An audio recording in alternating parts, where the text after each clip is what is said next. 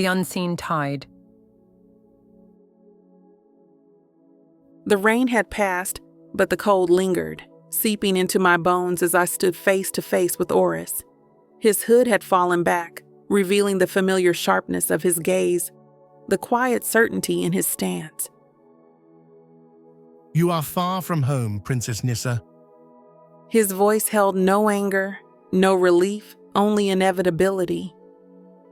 I swallowed hard, my pulse drumming against my ribs. He had found me. I'm not going back. The words came without hesitation, though the weight of them settled like stone.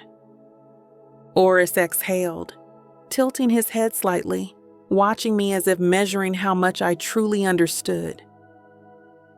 You may not have a choice, He said. The House of Mydras does not take insults lightly. Prince Kael demands resolution. Your mother holds them at bay, but even her power has limits. I scoffed, though it was edged with exhaustion. Kael was never going to get what he wanted. He wanted a queen. Oris's tone was matter of fact. Instead, he got a runaway who does not understand what she has left behind. A flicker of guilt rose, but I smothered it. I know exactly what I left behind. Do you? Oris took a slow step forward. You think this is just about you? Your absence has threatened an alliance older than your bloodline. The Iceborne Dominion, your betrothed's kingdom, rules the frozen waters of northern Eryndor. If they decide Thessalasia has betrayed them, the consequences will ripple far beyond your defiance. For the first time, a chill of realization settled over me.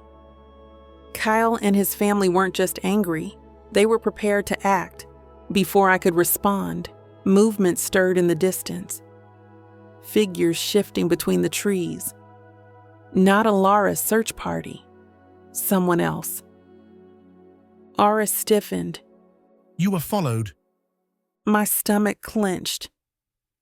Not again. They think I'm someone else, I muttered. They've been tracking me since I left the coastline. Oris didn't waste a second. His blade was already unsheathed. Run, now. I did. The forest blurred around me as I tore through it, the scent of wet earth clinging to my skin.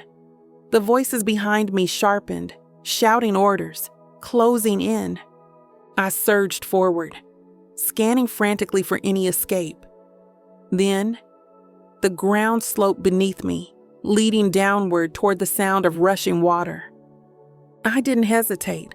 I stumbled forward, the earth vanishing beneath my feet as I plunged into the unknown.